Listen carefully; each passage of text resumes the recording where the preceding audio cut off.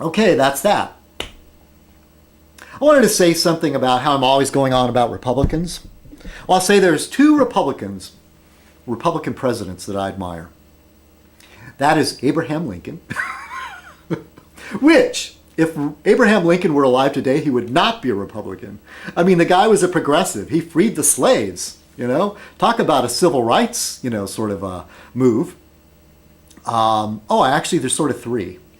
Eisenhower, even though I don't know a lot about Eisenhower, I do know, he was a general in World War II. I guess he was head of a lot of the operations in World War II. And he became president.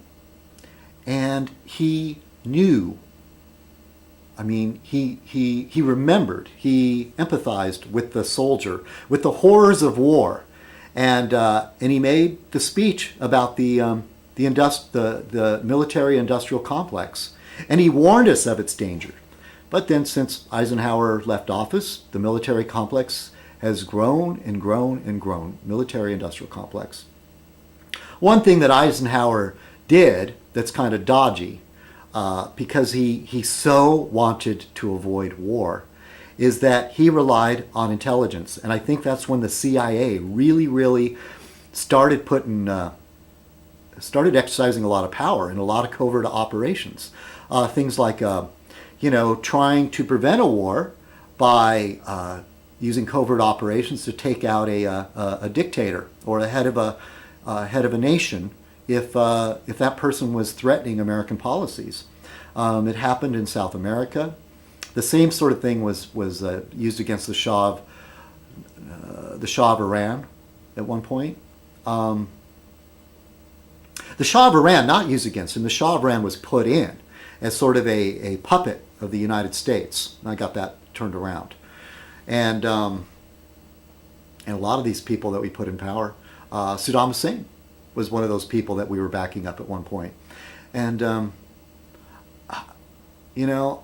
I'm really against that idea, but I think his motive was in the right place, to avoid war.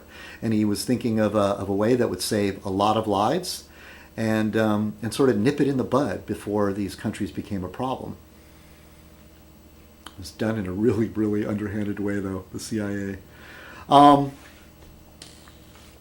The other Republican president. Now, I've been changing my mind a little bit, trying to balance it out. Excuse me. And I was thinking about this because of the Gulf spill. Richard Nixon. Even Richard Nixon, Kurt Vonnegut said that Richard Nixon basically almost had a terrible, a very, very low opinion of the American people. Richard Nixon was paranoid about the Jews and the blacks and the hippies. He was really, really out of touch as far as mainstream society. When Elvis Presley, with the famous picture of Elvis Presley shaking his hand, Richard Nixon barely had an idea of who Elvis Presley was. And he was put in some sort of sort of a token position of fighting the war on drugs. And Elvis Presley really saw himself as somebody, I know things. I can get on the inside and I can really help this. Even though he was like a pill-popping maniac himself. But Elvis, I'm sure, probably viewed street drugs like marijuana and cocaine as like, oh, no, that's not good. Even though he was popping pills. So, painkillers and all that. Sleeping pills. So, there you go.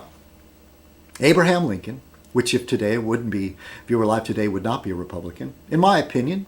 If anybody out there disagrees with me, just let me know.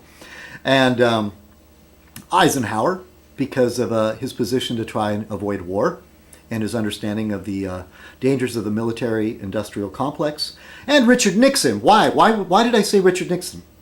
Richard Nixon, and aside from Watergate and all that, and he would bend the rules to get anything done, the Gulf spill made me remember that Richard Nixon is the guy who started the Environmental Protection Agency.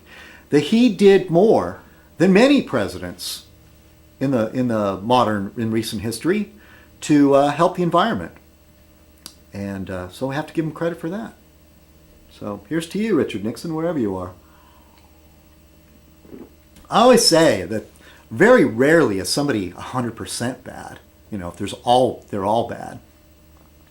And I think in his mind, Richard Nixon was just trying to do what he felt was right. So I'm sort of relaxing my opinion of Richard Nixon.